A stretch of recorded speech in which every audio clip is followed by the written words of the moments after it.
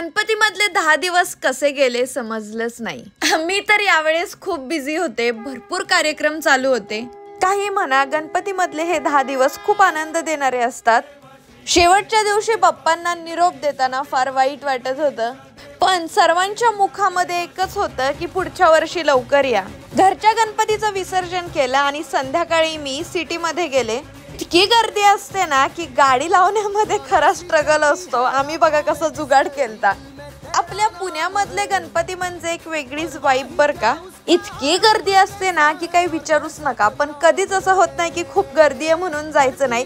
न चुकता मी दरवर्षी लक्ष्मी रोडला जाते। देखावे तर इतके सुंदर असतात ना की एकापेक्षा एक भारी। 12 वाजल्यानंतर डीजे बंद होतात आणि ढोल ताशा सुरू होतो। ढोल ताशाने तर मन जिंकलंच होतं।